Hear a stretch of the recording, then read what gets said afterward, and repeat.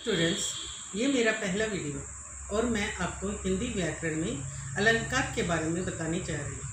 अगर आपको ये वीडियो पसंद आए तो इसे लाइक करें और मेरे चैनल को सब्सक्राइब करें और बेल आइकन को दबाएं ताकि आपको सारी नोटिफिकेशंस मिल जाएं।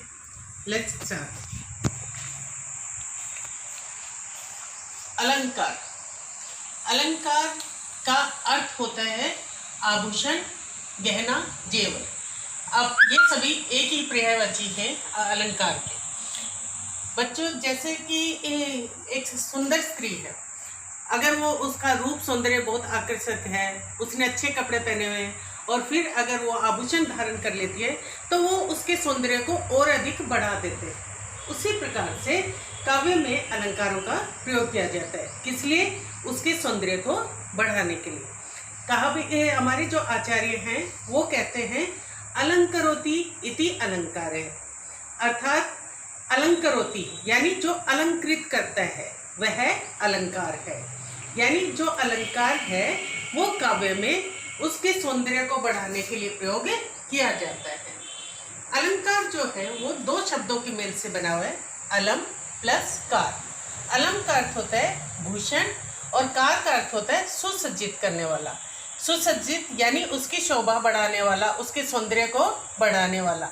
तो इन दोनों को मिलाकर बना कि ऐसा आभूषण जो सुसज्जित करता है। किसको सुसज्जित करता है?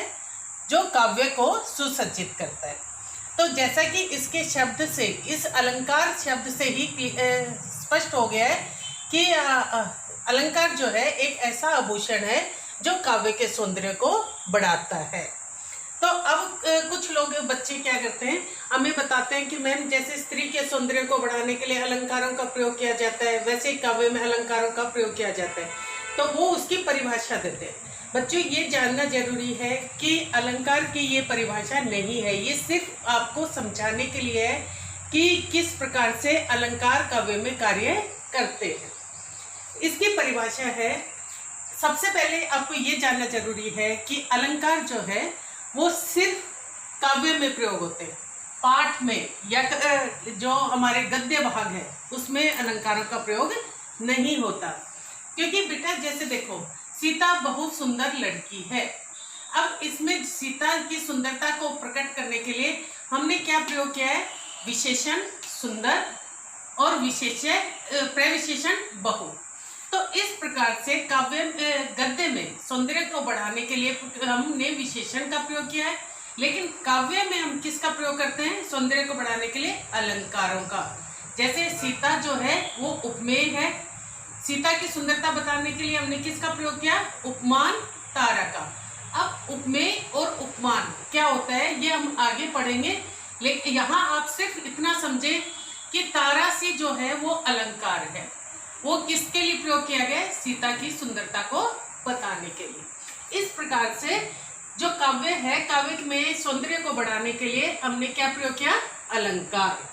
अब काव्य में सिर्फ अलंकार, सौंदर्य को बढ़ाने के लिए सिर्फ अलंकारों का प्रयोग नहीं किया जाता, भाव भी अच्छे होने चाहिए। इसके अलावा छंदों का भी प्रयोग किया जाता है। तो अलंकार सिर्फ एक तत्व है। इसलिए हम क्या कहते हैं? काव्य की शोभा को बढ़ाने वाले तत्वों को अलंकार कहते हैं।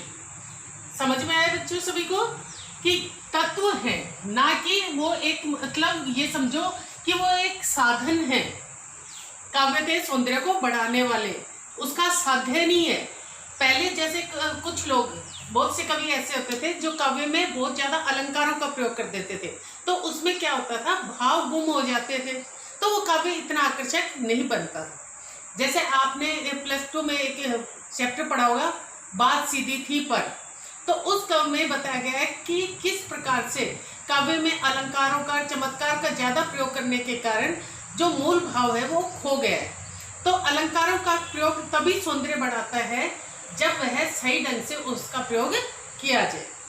अब हम आते हैं बेटा अलंकार के भेद। अलंकार कितने होते हैं?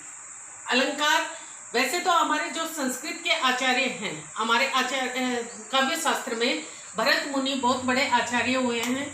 तो उन्होंने सबसे पहले ये बताया था कि जो अलंकार हैं वो 4 होते हैं। बाद में उन्होंने 4 की बजाय 5 बता दिए। दंडी ने 35 बताए, भामे ने 39 बताए और कुछ आचार्यों ने तो 69 तक भी बताए। लेकिन काव्य में शब्दों और अर्थों के माध्यम से चमत्कार उत्पन्न होते हैं। जब शब्दों का प्रयोग किया जाए और अर्थों का इस प्रकार से प्रयोग किया जाए कि वो काव्य में चमत्कार ला दे, तो वो अलंकार कहलाते हैं।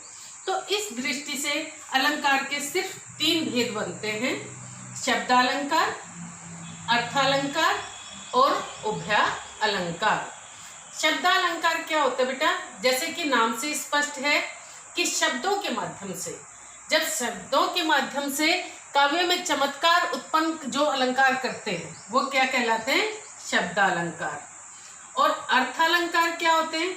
जब अर्थों के माध्यम से काव्य में चमत्कार उत्पन्न करने वाले अलंकार कहलाते हैं अर्थालंकार। उभया, उभया मतलब उभय, दोनों क्या? शब्द और अर्थ दोनों के माध्यम से जब काव्य में चमत्कार उत्पन्न होता है तो वो कहलाता है उभया अलंकार। इस प्रकार से क्या हो गया? शब्दालंकार, अर्थालंकार और उभयालंकार सिर्फ 3 भेद होते हैं। अब आपको ये जानना जरूरी है कि शब्दालंकार में शब्दों के माध्यम से कैसे चमत्कार उत्पन्न होता है। अब जैसे ये है बेटा, काली घटा का घमंड घटा। अब काली जो शब्द है, घटा जो शब्द है वो 2 बार आया है। एक घटा का अर्थ है बादल, एक घटा का अर्थ है कम होना, यानी एक ही शब्द 2 बार आया और दोनों बार अर्थ अलग अलग है। तो ये क्या हो गया? यमक अलंकार, जो कि हम आगे आपको पढ़ाएंगे। तो आपको ये समझना जरूरी है कि एक ही शब्द 2 बार आने से और उनके अर्थ अलग अलग होने से काव्य में चमत्कार उत्पन्न हुआ। लेकिन अगर आपने इस घटा का अर्थ होता है बेटा बादल, इसका ही समानार्थी शब्द, समानार्थी क्या होता है? बादल। तो बादल का प्रयोग कर दिया आपने, जैसे इसका प्रयोग किया काले बादल का घमंड घटा, तो वो अलंकार ही वहां खत्म हो गया, यानी वहां यमक अलंकार नहीं रहा, वो वहां अब कोई भी अलंकार बाकी नहीं है। यानी अगर हमने शब्दों की वजह से ही इसमें चमत्कार उत्पन्न है। अगर आपने शब्द घटा की जगह उसका समानार्थी बादल प्रयोग कर लिया तो फिर उसका चमत्कार तो खत्म हो ही गया और साथ में वो अलंकार भी वहां से खत्म हो गया। इसलिए क्या है, शब्दालंकार में क्या होता है बेटा? शब्दों के कारण चमत्कार उत्पन्न होता है और अगर उस शब्द की जगह दूसरा शब्द का प्रयोग कर दे तो वो फिर उस अपना चमत्कार भी खो देता है और साथ में अपना अलंकार भी वहां से खत्म हो जाता है। इस बात को ऐसे भी समझ सकते हो, जैसे ये देखिए, चट्टान सा भारी स्वर। अब चट्टान का क्या है? तो यहाँ काली घटा में जैसे था शब्दालंकार, अब चट्टान सा भारी स्वर। तो चट्टान क्या होता है बेटा? इसका समानार्थी क्या होता है? शिला। इसका मतलब है चट्टान के समान मजबूत, ताकतवर, शक्तिशाली स्वर, आवाज। तो अब यहाँ चट्टान की जगह आपने प्रयोग किया शिला, तो शिला सा भारी स्वर। तो उसका भी अर्थ क्या है कि शिला के समान मजबूत, भारी स्वर। तो इससे उस अलंकार में यहाँ पहले भी उपमा अलंकार था और अब भी उपमा अलंकार है, तो उसकी वजह से उस अलंकार में कोई भी परिवर्तन नहीं आया है। यानी अर्थ इसमें क्या है कि यहाँ क्या था कि बेटा शब्दों की वजह से चमत्कार उत्पन्न होता है। अगर शब्द बदल गए, समानार्थी प्रयोग कर दिया तो फिर उसका चमत्कार खत्म हो जाता है, वो अलंकार भी खत्म हो जाता है। लेकिन यहाँ अर्थालंकार में क्या है, शब्द चाहे बदल जाए, उसका समानार्थी अगर प्रयोग कर लिया हमने तो वो सिर्फ चमत्कार कब होता है? उसके अर्थ की वजह से। तो जैसे शिला का प्रयोग किया हमने, शिला चट्टान का समानार्थी प्रयोग, तो उससे भी वो अलंकार नहीं बदला, यानी यहाँ अर्थ की वजह से चमत्कार उत्पन्न हुआ, ना कि शब्द की वजह से। तो आज हमने समझा अलंकार और अलंकार के बारे में और अलंकार की परिभाषा और अलंकार के भेदों के बारे में। अब कल हम पढ़ेंगे कि शब्दालंकार और अर्थालंकार के अंतर्गत कौन कौन से अलंकार आते हैं और उनके बारे में भी हम विस्तार से चर्चा करेंगे। Okay bye.